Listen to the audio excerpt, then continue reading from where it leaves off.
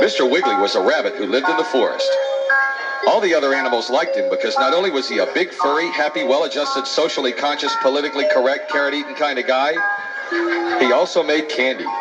He made all kinds of candy, but his lollipops were known far and wide as the best in the whole wide world. Everybody say yay. Yay! One morning after working all night on his lollipops, Mr. Wiggly heard old Mr. Rooster crow. And Mr. Rooster went, not because he was undergoing a satanic transformation, but because he had a sore throat. And Mr. Wiggly thought, poor old Mr. Rooster, I bet he'd like a nice lollipop. So he leaned out the window and yelled, "Hey, Mr. Rooster." And Mr. Rooster didn't hear him. So he leaned out the window again and yelled, "Hey, Mr. Rooster." And Mr. Rooster still didn't hear him. So he leaned out the window again and yelled, "Hey, you silly old cock, come on over here and I'll give you something to suck on."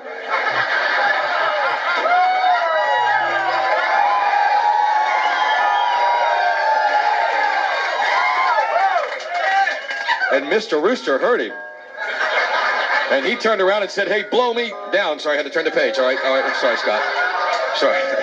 WDVE is not responsible for the contents of this. All right. He said, "It's my good friend, Mr. Wiggly. Thanks, Mr. Wiggly, but I'm okay. It takes more than a sore throat to stop an old pecker like me."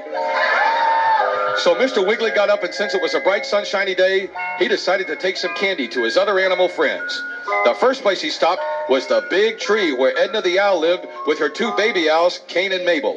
And as Mr. Wiggly climbed the stairs, he hollered, "It's Mr. Wiggly, the lollipop man. Let me see those little hooters." And Cain and Mabel bounced up and down and said, "Oh boy, come play with us, Mr. Wiggly." And Edna said, "You give me that big lollipop before you touch him, Mr. Wiggly." And Mr. Wiggly chased the little hooters around the house, and he grabbed them, and he squeezed them, and he pinched them, and he mashed them together, and he stuck his head between them and went, sorry. I'm sorry. I'm sorry.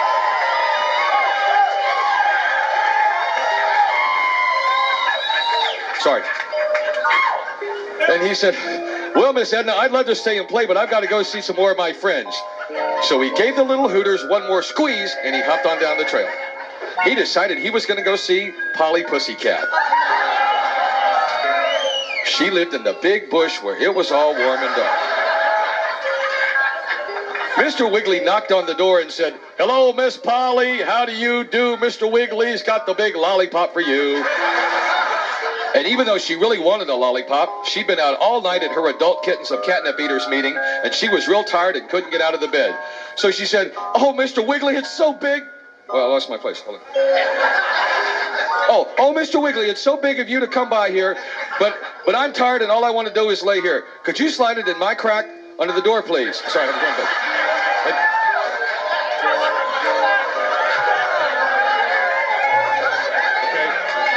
Trying to read a story, all right? Leave me alone.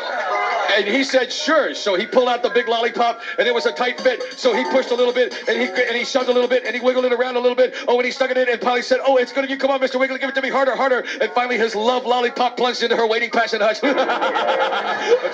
Okay, I'm sorry. All right, sir. I'm sorry. "Oh, that was good," said Polly. "Oh, my, what a big lollipop. I don't even know if I can get my mouth around it."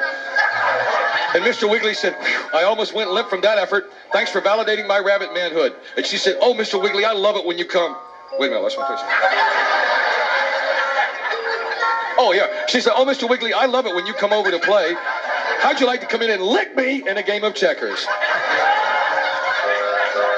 And Mr. Wiggly said, "I'd love to, but I've got to get back to my house. And besides, if this story gets any worse, Reverend Billy and Mr. Scott and Jimmy's butts are liable to be thrown off forever."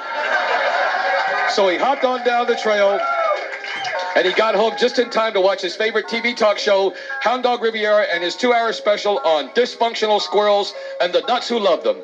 The end. But stay tuned next week when Mr. Wiggly and Mr. Rooster get into a big fight, and Mr. Wiggly tries to choke the chicken. See you next week on Mr. Wiggly.